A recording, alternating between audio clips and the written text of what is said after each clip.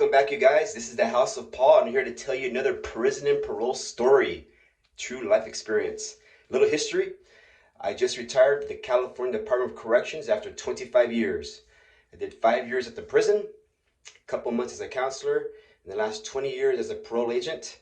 Worked all Southern California, Van Nuys, Los Angeles, downtown LA, Pasadena area, and then finished up in Riverside County where I supervised registered sex offenders. The shit pile of California, probably United States. Anyhow, this is a true story. When I was a counselor at Chuckawalla Valley State Prison, there was an inmate, and this guy was an asshole. He would never keep down, be quiet during counts, was always moving around.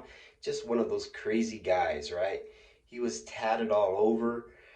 Not that the tattoos make a difference, because I have some tattoos, but he, on the face value, if you judge a book by its cover, he looked just like a terrorist, right?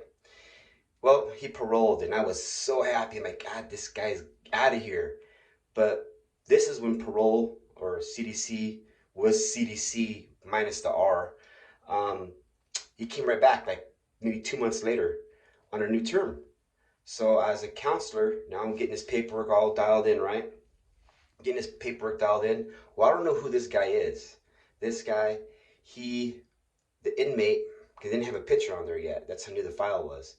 The inmate, he had molested his own nephew with a turkey baster. He shoved that thing right up the boy's ass multiple times.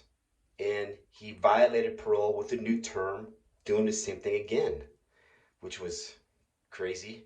So I'm like, man, I gotta see this guy. Now, mind you, I'm brand new to the department. I have like 4 years in, and maybe 4.5, and getting ready to become a parole agent. I was a counselor. So I'm like, who is this guy? So sure enough, who comes to the committee? It was him, the same Billy wannabe badass. In his rap sheet, only thing in his rap sheet, dude was a child molester, the worst kind, molesting little boys. So I remember I looked at him, I'm like, this is you? And he just put his head down.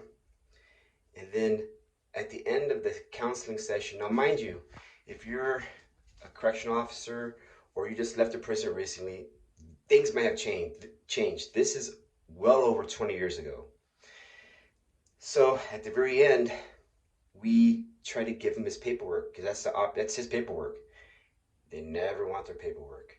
So he leaves. Now, mind you, this is like the next day. No, later on that day, now the inmates are just walking the track, right? They walk the track. And the counselors, they sit outside the counselor's office, the sergeant's office, sit there bullshitting, drinking our coffee. And I see him walking, right? So then I hey, come here. And he puts his head down, he kind of like walks over, kind of like badass. I'm like, hey, I still have your paperwork. Do you want it? And his eyes got so big. I said, hey, just do everyone a favor. When it's count time inside there with the new officers or anybody, just be quiet and do the program. No more of the bullshit. And he knew at that time that I knew. So you can never judge a book by its cover at the prison, because it could just be a facade, because they're just as scared as the next guy. And especially if those cases, it would be pretty bad. Anyhow, that's another prison and parole story, true story. So if you're a correctional officer, counselor, or agent, if you like this video, subscribe and hit that little notification bell. You're gonna get all future content. If you're an inmate watching this, here's a free tip from a retired parole agent. Just act right.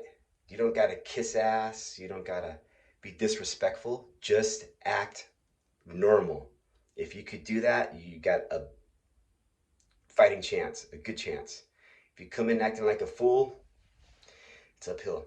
Alrighty guys, I'm gonna put more videos down the road. Enjoy, have a great weekend.